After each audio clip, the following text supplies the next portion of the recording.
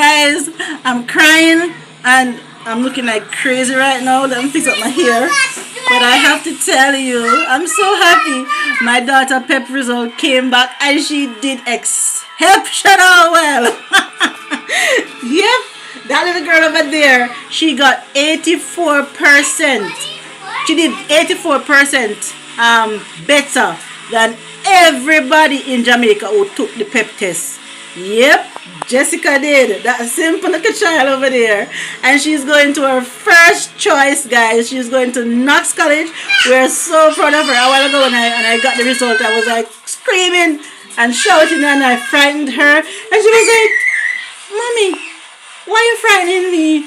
I'm like, because I'm happy. I'm happy for her, guys. She did well. I'm so proud of her. Come, Jessica, give me a big hug.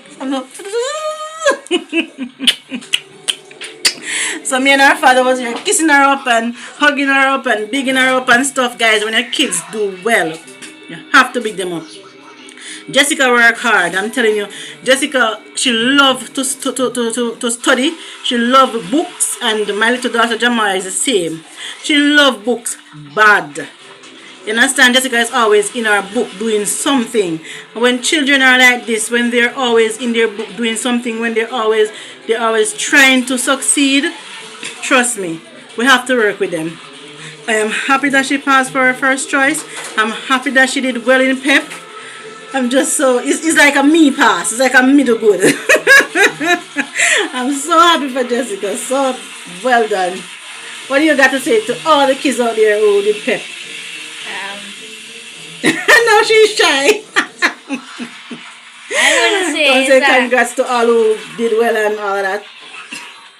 Congrats to all who did well and who didn't get to go to the first class. Don't give up. Work hard and you'll get to what you want.